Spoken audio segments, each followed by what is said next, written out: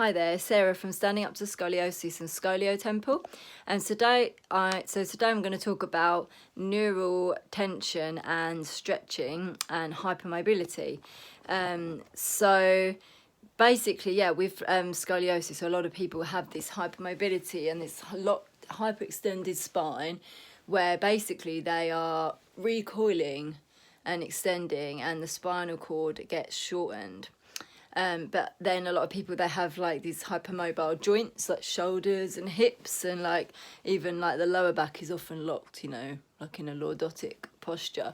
So yeah, just going to talk about why this is, like what can cause this really. So there is like a lot of soft tissue tension, like some people say it was like a soft tissue disorder, like some people have this like Ehlers-Danlos, or they have like real problems with their soft tissue being like, you know, off. And obviously there are a lot of soft tissue tension with scoliosis, but it kind of goes hand in hand with the neural tension and the neural stretching. So if you're kind of into somatics and stuff a bit as well, you'll see the flexion posture and the extension.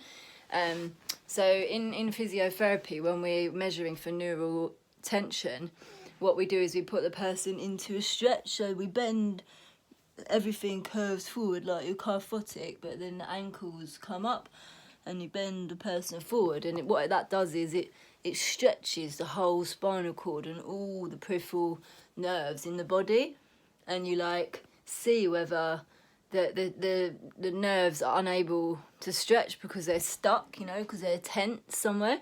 So like when I do this, I'm feeling it where my body's recoiled and locked back and gone into the hyperextension.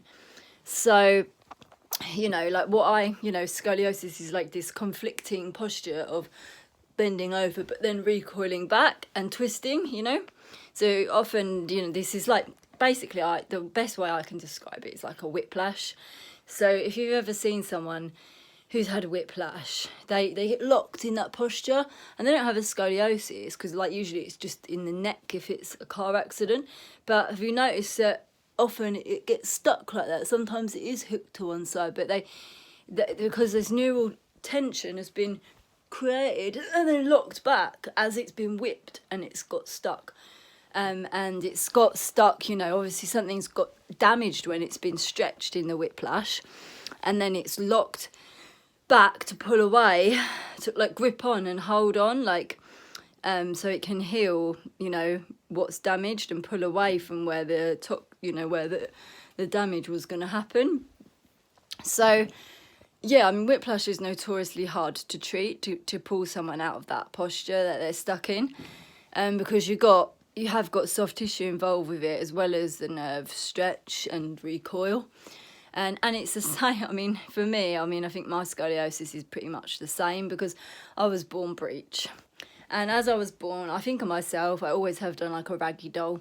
I was born bottom first, and I had all this neural, you know, stretching when I was born, but I think my head was pulled at an angle, and then it recoiled back, you know, the opposite way, which is pulled the curve. So I kind of think at the deepest level, we have this gliding of all the nerves in our body, and they will go and they will get stuck and locked, or they will overstretch. So yeah, it's why you get locked in that posture after you've had that. This is a bit more of a mystery, but this happens with all injuries. The soft tissue will lock up and grip on, you know, because it thinks that it's trying to protect you from damage and pull away from it, recoil away. And then, so really, the only way to release yourself from being, you know, stuck in this posture is to first to free the soft tissue so it can slide and glide and hydrate back again. And then you have to sort of take yourself into the whiplash and then pull yourself back out. So you're like, you know, if this is like the way I've gone, this is the way I've recoiled, and I'm locked with my scoliosis, you know, how am I going to get out of it?